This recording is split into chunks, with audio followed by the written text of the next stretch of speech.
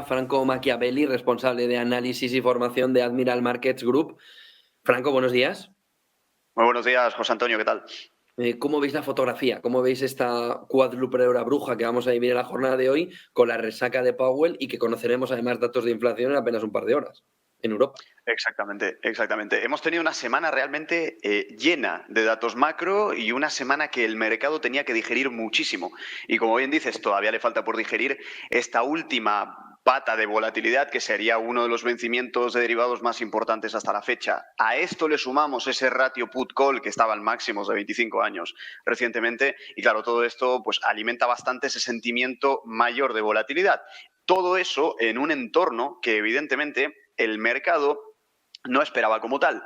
Pero no esperaba como tal, ¿qué exactamente? Porque la subida de 50 puntos sí que la esperaba. Lo que probablemente no esperaba era ese tono hawkish, más que nada por parte de Lagarde en ese sentido, pero al mismo tiempo hay que darle un poco la vuelta, hay que dar un poco de vueltas al mensaje que dijo Lagarde y sobre todo comparar con Estados Unidos cómo estamos, ¿no? Para empezar, tenemos un retraso en política monetaria de 4 meses respecto a Estados Unidos. Y las palabras de Powell esta semana, en un entorno en el cual en Estados Unidos la inflación, si bien no ha llegado al nivel objetivo de la Fed, pero sí que ha remitido pues, desde la cota máxima que ha tenido, y aún así Powell se mostró hawkish. Pues, ¿qué teníamos que esperar entonces de cara a Lagarde? En una inflación en Europa que no remite al nivel que remite la inflación en Estados Unidos y que además Europa enfrenta otros problemas, energía, deuda periférica, era casi de esperar ese tono hawkish, pero lo que sí ha podido llegar a sorprender al mercado un poco más fue el mensaje directo al mercado que dio, en este caso, Lagarde. Quien piense o quien crea que vamos a pivotar está equivocado y directamente ese mensaje pues, fue al mercado y así veíamos cómo teníamos la reacción hasta el momento. A partir de ahora, ¿qué tiene que hacer el inversor? ¿Se nos va a frenar hoy el rally de Navidad o puede ser hoy por la volatilidad? La volatilidad está subiendo un 8% a estas horas. ¿Puede darnos hoy la sorpresa contraria frente a ese movimiento que veíamos en la semana, que había 4 veces más opciones de venta que de compra, 4 veces más put que call en el movimiento de la semana? ¿Puede esta cuádruple hora bruja darnos el empujón definitivo del rally de Navidad o después de las noticias de ayer y ese movimiento de put call es bastante difícil que hoy veamos un repunte muy fuerte en el mercado? Efectivamente, creo que lo has definido perfectamente. Al final, la cuádruple burbuja es el catalizador final para ver si estamos entrando al rally o si, por el contrario, lo descartamos. Pero más allá del rally, creo que también hay que prestar mucha atención a lo que ha ocurrido recientemente. Es decir, desde mediados de octubre hasta la fecha, el S&P ha subido casi un 20. Es que se dice pronto, pero el rally que ha marcado desde mínimos el S&P ha sido considerable. Ahora bien, claro, además, si nos vamos un poquito a lo que es niveles técnicos, nos encontramos con esa gran directriz bajista que fue la que dio el sentido o el formato a toda la caída del año 2022. Por lo tanto, por supuesto, la cuádruple hora bruja de hoy será lo que finalmente va a esclarecer un poco ese ritmo del rally de Navidad y, sobre todo, un detalle muy importante a tener en cuenta, yéndonos un poco a lo que es técnico. Con tanto dato macro que ha habido esta semana, el mercado, si bien se ha movido en fase contractiva, es una fase de digestión por parte del mercado, pero al mismo tiempo tiene una amplitud considerable el movimiento. Es decir, si nos damos cuenta, el mercado no se ha movido ni muy arriba ni muy abajo, pero el rango en el cual ha establecido esa serie de movimientos tiene una amplitud considerable. Por lo tanto, hay que prestar atención a ese rango de amplitud en el cual se ha estado moviendo la renta variable, principalmente, y los índices.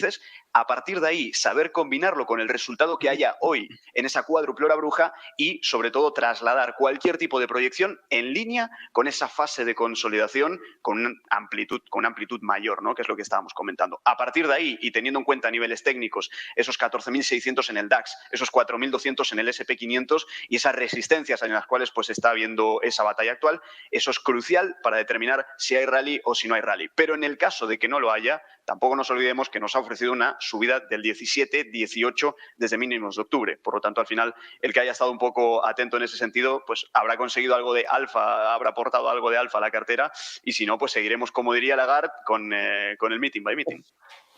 Dos solo cuestiones más. Mira al inversor, dos cuestiones, que es petróleo y dólar. ¿Cómo veis el medio plazo para petróleo y dólar en un entorno en el que ni tan siquiera, yo comentaba antes, 3 factores clave, que eran salida del COVID-0 de China, el movimiento del tope del petróleo ruso y luego también ese movimiento de aumento, de disminución, de la demanda, de la oferta, de la OPEP, es decir, OPEP, G7 y COVID cero han conseguido impulsar el petróleo, todo lo contrario, por una demanda más débil de lo que se esperaba. Y luego el dólar, que ha sido uno de los catalizadores, tú hablabas de Alfa, de conseguir algo de rentabilidad en este 2022, ¿se va para siempre?